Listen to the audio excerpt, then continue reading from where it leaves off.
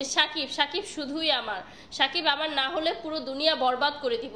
সে কখনোই বলবে না যে আমার মুভির জন্য তুমি সংসার ছেড়ে দাও। ধরে বলছিলাম সাকিব তুমি শুধু আমার, তুমি আমার না মানে তুমি কারোর। সুগার ড্যাডি এখন একজনও নেই, যদি থাকতো তাহলে সুমাইয়া রিমুকে এখানে দেখতেন না, দেখতেন মালয়েশিয়া। এভাবে ইয়ে করতে গিয়ে সে হাতে ব্যথা পেয়েছে, তখন আমি স্বপ্নে উঠে তখন আমি হাতে বলছি ওফ আমার হিরোটা ব্যথা পেয়েছে। আমি ছোটবেলা থেকে যেটা স্বপ্নে দেখে এসেছি যে আমি শাকিব খানের সাথে স্ক্রিন শেয়ার করব, বা যদি আমার মুভির অভিষেক ঘটে সেটা শাকিব খানের সাথেই ঘটবে, অন্য কারোর সাথে না। বলে হতেও পারে, এখন আল্লাহ চাইলে কি না হয় বলেন, ইনশাল্লাহ হবে। আপনার কাছে কি মনে হয় জায়েদ খান কি কোনো নায়ক? ডিগবাজি নায়ক।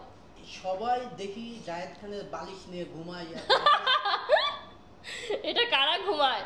মানে জায়েদ খানের বালিশ নিয়ে যারা ঘুমায় তারা এক প্রকারের বলতে পারেন যে ভাইরাল হতে এসেছে। ভাই আমার ভাইরাল হওয়ার ইচ্ছা নাই, আমি এখন ভালো ভালো কাজ করছি আর মানসম্মত কাজ করছি, মুভির জন্য নিজেকে রেডি করছি। তো আমার মনে হয় যে আমি চেষ্টা করলে পারবো, যদি আমি চেষ্টা করি, যেহেতু দর্শকদের অনেক ডিমান্ড আছে, তো আমি ওইভাবে তৈরি হব। আমি জায়েদ খানের ইয়েটা নিয়ে ভাইরাল হতে চাই। আপনার স্বপ্নের নায়ক শাকিব খান, কখনো স্বপ্নে তাকে দেখেছেন? অনেকবার দেখেছি যে তার সাথে আমার ফাইট সিন হচ্ছে। আর কি কি হচ্ছে?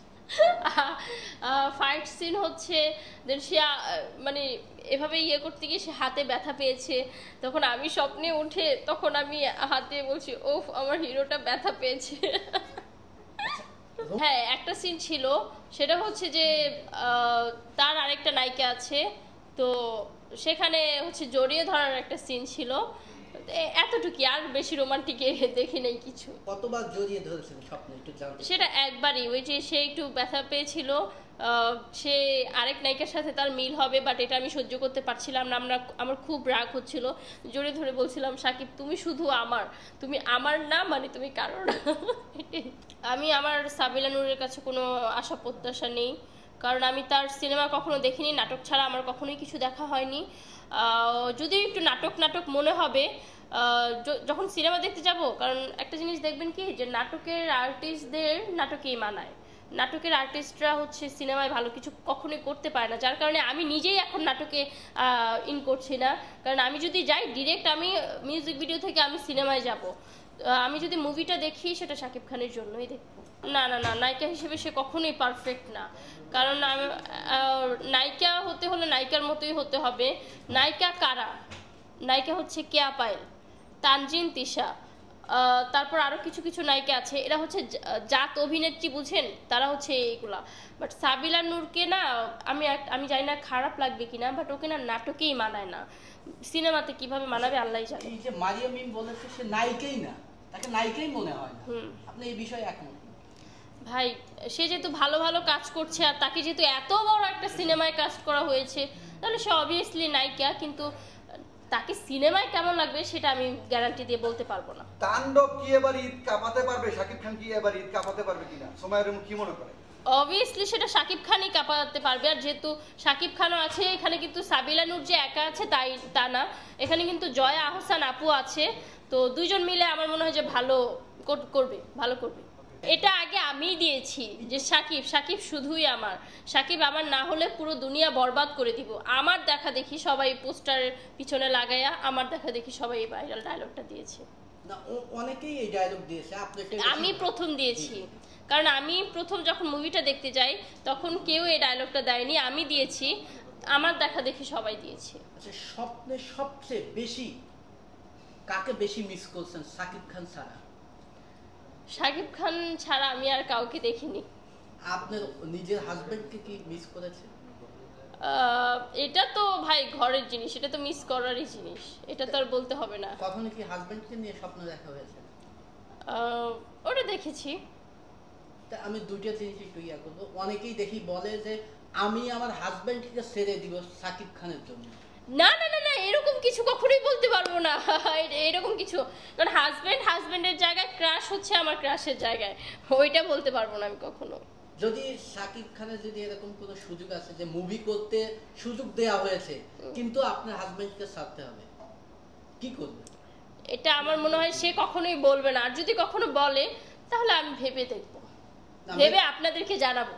না আপনার অপশনাল হিসাবে একটু জানতে চাচ্ছি কি না না, যেটা কখনো হবে না সেটা আমি কখনোই বলবো না, কারণ আমি কখনোই মুভির জন্য সংসার ছাড়বো না, সংসারের জন্য মুভি ছাড়বো না। আর আমার হাজবেন্ড হচ্ছে সাপোর্টিং একটা মানুষ, সে আমাকে কখনো বলবে না যে তুমি মুভি ছেড়ে দাও। আর আমাদের শাকিব খানও এমন একজন মানুষ, সে কখনোই বলবে না যে আমার মুভির জন্য তুমি সংসার ছেড়ে দাও। আপনার হাজবেন্ড কতটুকু আপনার জন্য স্যাক্রিফাইস করে একটু জানতে চাই। সে আমাকে প্রচণ্ড সাপোর্ট করে, যেমন হচ্ছে ড্রেস চুজিং থেকে শুরু করে আমার হেয়ার স্টাইল, আমার মেকআপ, আজকে যে মেকআপটা দেখতে পাচ্ছেন সেটাও তার করা। তো আমার মেকআপ, আমার হেয়ার স্টাইল, দেন হচ্ছে আমি কোনটার সাথে কোন অর্নামেন্টস পরবো সেটাও হচ্ছে তার করে দেওয়া। তো এই জায়গা থেকে যেমন আমি সাপোর্ট পাই, তেমন আমার অ্যাক্টিংয়ের জায়গা থেকেও সে হচ্ছে আমাকে প্রচণ্ড সাপোর্ট করে। একটা জিনিস একটু জানতে চাইবে, সেটা হচ্ছে ভাইয়া কি এই ধরনের যদি ভাইয়াকে প্রশ্ন করে যে তোমার ওয়াইফকে সাকিব খানের সঙ্গে মুভি করাবো, তোমার সাথে হবে, তাকে যদি বলে সে কি স্যাক্রিফাইস করবে নাকি একটু জানতে চাই সেটা কি? না না, আমার মনে হয় মিডিয়া এইসব কথাবার্তা হয় না। শোনেন, মিডিয়া হচ্ছে খুবই ভালো একটা জায়গা। এখন আমি জাস্ট জানতে চাচ্ছি এতটুকু, এটা তো সবচেয়ে বড় স্যাক্রিফাইস, সে আপনার জন্য এতটুকু করতে পারবে নাকি, এটা আপনার বিশ্বাস আছে নাকি সেটা জানতে চাচ্ছি। ও আচ্ছা আচ্ছা, হ্যাঁ এটাও সে করতে পারবে। আমার ক্যারিয়ারের জন্য সে সবকিছু করতে পারবে, মানে আপনাকে ছাইরেও দিতে পারবে। সেটা আমার ক্যারিয়ারের জন্য, সেটা তার স্বার্থ না, সেটা আমার স্বার্থের জন্য। কিন্তু আমি তো ছাড়বো না, সে ছাড়লেও আমি ছাড়বো না। একটা ছেলে বিয়ের উপযুক্ত হতে গেলে কত টাকা ইনকাম থাকলে তাকে মনে হয় আপনার কাছে যে সে উপযুক্ত? যদি ভালোবেসে বিয়ে করে 1 টাকাও ইনকাম না থাকলে চলবে, কারণ ভালোবাসা দিয়েই হচ্ছে চলে যাবে। ম্যাক্সিমাম ইনকাম 50-এর উপরে থাকতে হবে একটা ছেলের বিয়ের ক্ষেত্রে। বিয়ের ক্ষেত্রে না হলে কি সে বিয়ের উপযুক্ত মনে হয় না? না, সেটা তো পসিবল না, কারণ দেখেন ঢাকা শহর চলা কিন্তু অতটা সোজা না। একটা গ্রামের বাড়িতে গিয়েও যদি থাকেন, সেক্ষেত্রে একটা মেয়ের পিছনে অনেক টাকা খরচ হয়। আর একটা মেয়েদের স্কিন কেয়ার মানে বুঝেন আপনারা, মেয়েদের স্কিন কেয়ার মানেই হচ্ছে মাসে 10 থেকে 15,000 টাকা, মিনিমাম 50,000 টাকা হতে হবে একটা ছেলের বিয়ের উপযোগী হতে হলে। কারণ একটা মেয়ের মাসিক পার্লারের খরচই আছে 15 থেকে 20,000 টাকা। তাহলে সেই জায়গায় কিভাবে 50ই তো কম হয়ে যায়, তারপরও 50 হলে ভালো হয়। যাদের 50,000 টাকা ইনকাম নাই তারা বিয়ে করবে না, তারা নিজেরটাই চলুক, নিজেদের টাকা দিয়ে তারা নিজেরাই চলুক। তাদেরকে বিয়ে করার দরকার নাই। যাদের আমি বলবো যে 50,000-এর নিচে 20,000 30,000 টাকা ইনকাম, তারা বিয়ে, আমি মনে করবো তাদের বিয়ে করার দরকার নেই। তাহলে তাদের জীবনটা কিভাবে চলবে? তাদের জীবনটা ওই যে ফোনে সানি লিওনের পিক দেখে দেখে, পরিমণির পিক দেখে দেখে তাদের জীবনটা চলুক।